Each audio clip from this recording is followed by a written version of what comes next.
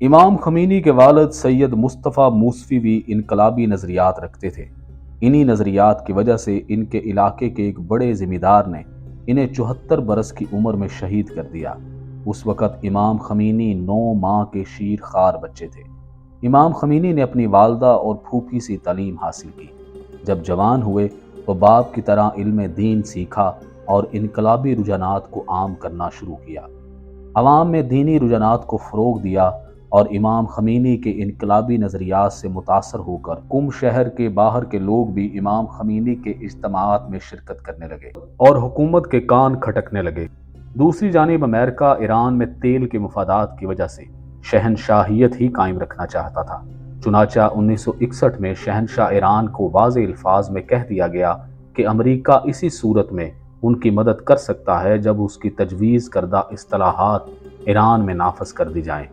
اگرچہ یہ تجاویز، جسے سفید انقلاب کے نام سے موسوم کیا جاتا ہے، امریکی حکومت نے دی تھی، لیکن اس سفید انقلاب کو نظریاتی طور پر رضا شاہ پہلوی سے موسوم کیا جاتا ہے۔ امام خمینی اور دیگر علماء قم نے اس سفید انقلاب کے پس منظر اور اس کے منفی اثرات سے عوام کو آگاہ کرنا شروع کیا، اور یوں امام خمینی اور دیگر علماء سفید انقلاب کے خلاف ہونے لگے، اور شہنشاہ نے اپنے اقتدار کے لیے علماء کی اس جدوجہد کو خطرہ محسوس کیا۔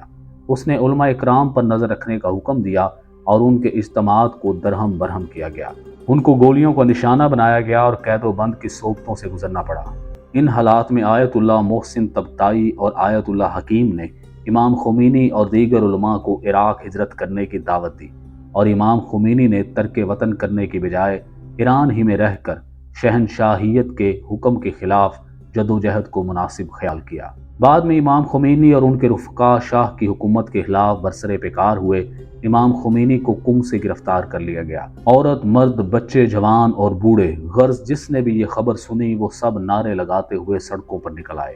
یہ مظاہرے قم سے نکل کر ایران کے دوسرے شہروں میں بھی پھیل گئے۔ احتجاج کرنے والوں پر ٹینکوں اور ہوائی جہازوں سے حملے کیے گئے، لیکن یہ ہنگامے وقت گزرنے کے ساتھ ساتھ بڑھتے رہے۔ عوام کے شدید رد عمل کے باعث بلاخر شہنشاہ کی حکومت گھٹنے ٹیکنے پر مجبور ہو گئی اور امام خمینی کو رہا کر دیا گیا۔ عوام نے ان کی رہائی کا زبردست خیر مقدم کیا، اور اس گرفتاری کے بعد حکومت کے خلاف ان کے لہجے میں مزید ترشی پیدا ہوئی۔ عوام میں اپنی بے پناہ مقبولیت کے باعث وہ شہنشاہ کے لیے قطعی ناقابل برداشت ہو گئے۔ حالات اتنے خراب ہوئے کہ ان دنوں یہ قیاس کیا جا رہا تھا کہ شہنشاہ شاید کسی بھی وقت امام خمینی کو پھانسی دے دے گا۔ لہٰذا اس اندیشے کے پیش نظر قم کے 5 آیت اللہ نے امام خمینی کو آیت اللہ بنانے کا اعلان کر دیا۔ ایران کے رواج کے مطابق کسی بھی آیت اللہ کو پھانسی نہیں دی جا سکتی تھی، اس لیے شہنشاہ نے مجبوراً انتہائی اقدام کے طور پر امام خمینی کو 1962 میں جلا وطن کر کے ترکی بھیج دیا۔ ترکی میں 1 سال قیام کے بعد امام خمینی عراق چلے گئے۔ وہاں بھی انہوں نے شہنشاہ کے خلاف اپنی مہم جاری رکھی۔ ان کے خطبات ٹیپ کر کے ایران بھیجے جاتے تھے۔ اسی دوران رضا شاہ پہلوی کی خفیہ پولیس سوات کے پرندوں نے آپ کے بڑے بیٹے مصطفیٰ خمینی کو عراق میں شہید کر دیا۔ اس دوران امام خمینی عراق ہی میں موجود تھے۔ عراقی حکومت پہلے ہی بہانے کی تلاش میں تھی۔ وہ امام خمینی کی عراق میں مقبولیت کو اپنے لیے خطرہ سمجھتے تھے، اس لیے امام خمینی نے عراق کو چھوڑا اور پیرس چلے گئے، جہاں جا کر وہ خاموش نہیں بیٹھے بلکہ اپنی جدوجہد کو تیز کر دیا۔ یہاں دیگر لوگ مہدی بازرگان اور بنی صدر وغیرہ بھی شامل ہو گئے۔ ادھر ایران میں رضا خان امام خمینی کے اثرات کو روکنے میں قطعی ناکام ہو چکا تھا۔ بلاخر شہنشاہ ایران نے شاہ پور بختیار کو وزارت عظمیٰ دی اور جنوری 1979 کو ایران سے نکل گیا، جس پر ایران کے عوام نے بڑی خوشی منائی۔ 19 جنوری کو امام خمینی کی ایران آمد متوقع تھی، لیکن وزیر اعظم کی ہدایت پر ہوائی اڈوں کو بند کر دیا گیا۔ ادھر پیرس میں امام خمینی نے اعلان کیا کہ وہ جمعے کو ایران جائیں گے۔ اسی روز جمعے کی امامت کے بعد تہران کے مرکزی قبرستان بہشت زہرا میں جا کر رضا خان کے خلاف جدوجہد میں شہید ہونے والوں کی قبروں پر فاتح خوانی بھی کریں گے۔ یہ خبر سنتے ہی شاہ پور بختیار نے 25 جنوری کی رات سے ہی ہوائی اڈوں کو غیر معینہ مدت کے لیے بند کر دیا۔ شاہ پور بختیار خود پیرس جا کر امام خمینی سے مذاکرات کرنا چاہتا تھا، چونکہ امام خمینی نے اس کی حکومت کو شیطان قرار دیا تھا، لیکن شاہ پور بختیار پیرس نہ جا سکا۔ بلاخر 1 فروری سن 1979 کو امام خمینی تہران کے مہرآباد ہوائی اڈے پر اترے۔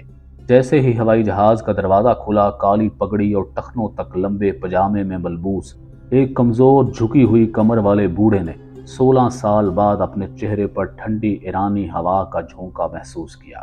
ان کو ایک بازو سے ایئر فرانس کے ایک اٹینڈنٹ نے سہارا دے رکھا تھا۔